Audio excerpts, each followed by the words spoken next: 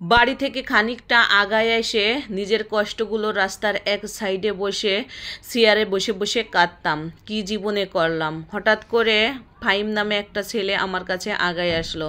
প্রত্যেকটা দিন আমার কাছে আসে একটু একটু করে শোনে আপনি কেমন আছেন, কি অবস্থা।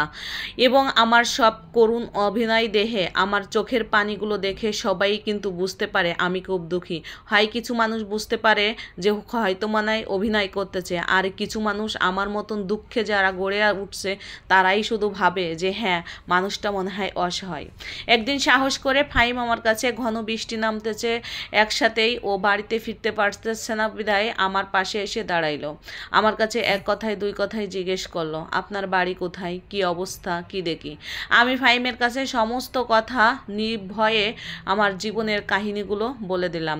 সেদিনকে আর আমার বাড়ি ফেরার কোনো চিন্তা ভাবনা ছিল না। একে তো সৎ মা ঘরে, মা যদি সৎ হয় তাহলে বাবাও কিন্তু সৎ হয়ে যায়। কারণ আমার দুঃখ কষ্ট বোঝার মতন এমন ক্ষমতা আর কেউ নাই। কারণ 2 মাস হয়ে গেল আমার ডিভোর্স হয়ে গেছে। ফাহিম আমাকে বলে দিল, রাত এখন বাজে 12টা, বৃষ্টি চলে গেছে, যদি কিছু মনে না করেন তাহলে আপনি যদি আমার বাড়িতে যদি আপনাকে নিয়ে যেতাম, আপনার কি কোনো আপত্তি আছে? আমি বললাম, না, কোনো আপত্তি নাই। কারণ মনে মনে ভাবতেছি এই ঘন বৃষ্টি নামতেছে, আমি এই বয়সের একটা মেয়ে, এই রাস্তার পাড়ে এই শহরে যদি আমি বসে থাকি, কুকুর ছাগলের তো আর কোনো অভাব নাই। তাই নিজের ইজ্জত বাঁচাইতে আমি চলে গেলাম ফাহিমের সঙ্গে ফাহিমের বাসায়।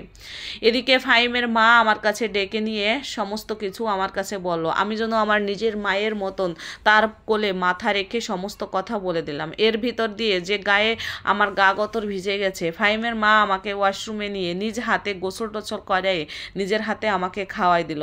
আর আমার দুঃখ কষ্ট শুনে ফাহিমের মার চোখ দিয়ে ঝরঝরায় পানি পড়তেছিল। এই করতে করতে আমাদের প্রায় 1 ঘন্টা চলে গেল। আমি বললাম, মা, কিছু যদি মনে না করেন তাহলে আমি প্রায় আজকে 3 দিন যাবৎ ভাত খাই না। দুঃখ কষ্ট যন্ত্রণায় আমার পেটটা ভরে গেছে। আপনার ঘরে যদি কোনো খাবার থাকে তাহলে আমাকে কিছু খাবার দেন। ফাহিমের মা দৌড়ায় যেয়ে টেবিলে ঘরে ডাল ভাত আলু ভর্তা ছিল এবং কিছু মুরগির গোশত ছিল, সেটা দিয়েই আমাকে খেতে দিল। আর ফাহিম বলে উঠল, মা, উনাকে আপনার কাছে রাখেন আর ওনাকে আপনি সান্ত্বনা দেন ঘুম পাড়ানোর, উনি যেন কোথায়ও না যায়। এই বলতে আমিও ভাবলাম যে হ্যাঁ, আমি আর যাব কোথায়, এরা এত আমাকে ভালোবাসা দিচ্ছে। হ্যাঁ, মানুষ নামে এরা মনে হয় অনেক ভালো, কারণ এখনও দুনিয়াতে ভালো মানুষ আছে, আমরা শুধু অমানুষগুলাই দেখি। ফাহিমের মার কাছেই আমি প্রায় 1 সপ্তাহ 2 সপ্তাহ এইভাবেই থেকে গেলাম। ফাহিমেরও আমার প্রতি যেন কেমন একটা ভালো লাগা কাজ করলো, ফাহিমের মারও আমার প্রতি একটা ভালো লাগা কাজ করলো। ফাহিম যে একটা অবিবাহিত ছেলে, এত বড় একটা শিক্ষিত এবং একটা বেসরকারি কোম্পানিতে জব করে, তিনি একজন এখন অফিসার লেভেলে আছে।